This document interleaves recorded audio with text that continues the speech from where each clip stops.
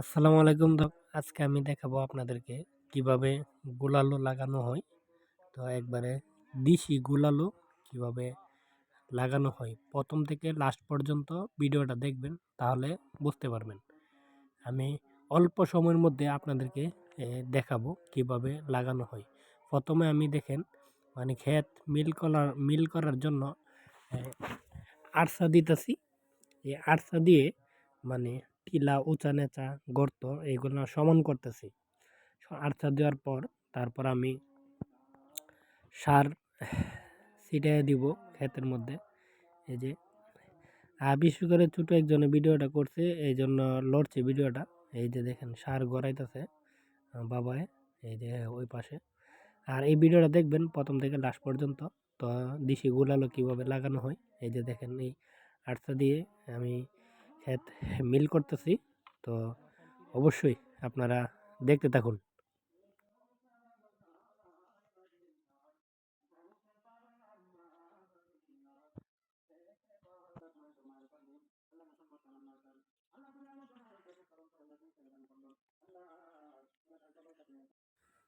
ARSA দেওয়া শেষ, এখন ছোট একটা ভাইয়ে এটা মুগুর দিয়ে বাইরাইতেছে।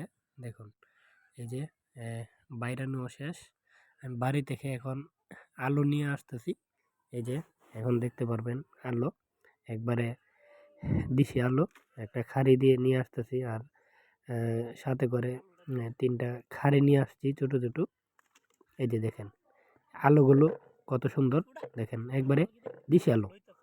অবশ্যই আপনারা আমার এই সম্পূর্ণ ভিডিওটা দেখবেন, প্রথম থেকে লাস্ট পর্যন্ত দেখতে পারবেন কিভাবে দেশি আলু রোপণ করা হয়। দেখেন এখন আমি লাগাবো এই আলুগুলো, তো দেখেন।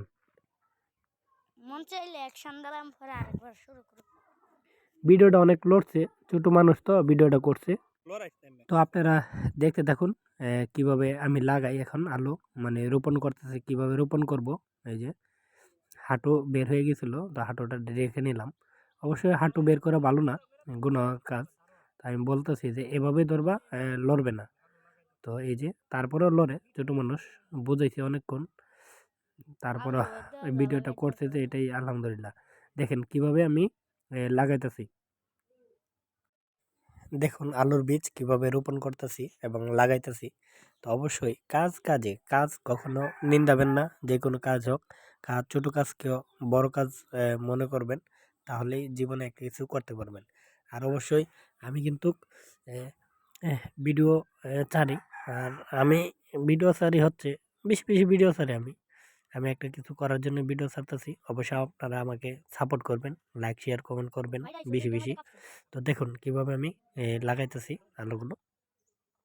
তো আল্লাহর মতে কৃষিকাজ কন, যে কোনো কাজ কন, আল্লাহর মতে কোনো কাজই বাকি নাই। মোটামুটি সব কাজই হাতে জানা আছে। তো অবশ্যই একটা কথা কি জানেন, কাজ জানা থাকলে তো আপনার জন্য ভালো। মানে আপনি জীবনও টকবেন না, আপনি জীবনেও টেকবেন না, সরি, জীবনে আপনি টেকবেন না কাজ জানা থাকলে।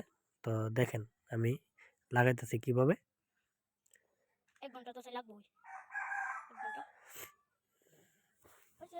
তারপর লাগানো শেষ। এখন হচ্ছে আমি আলুর লাইনগুলোকে আবার আলুর উপরে মাটি দিয়ে দিচ্ছি।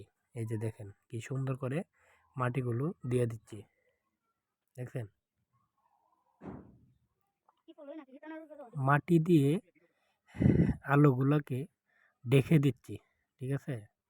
ডাকতেছি এই আলুগুলা ডাইখা দিলে তারপর আবার এটার উপরে আগামীকালকে আবার এটার উপরে কচুরি পানা এগুলা দাম দিয়ে আমরা ডেকে দিব পোড়াটাকে। তাহলে আলুটা অতি তাড়াতাড়ি মানে জ্বালাবে, অতি তাড়াতাড়ি বীজটা চারা হয়ে যাবে।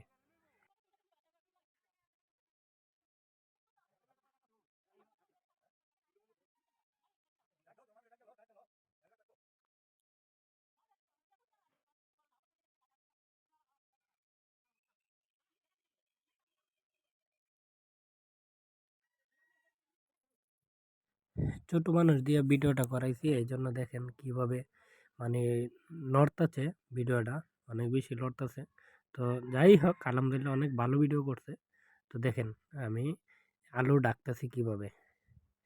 প্রথমে কেল দিয়ে আলু লাগাইছি, তারপর আবার এই কিলের মাঝখান দিয়ে আবার টেনে টেনে আবার কিল করতেছি, মানে আলু ডাইকা দিতেছি।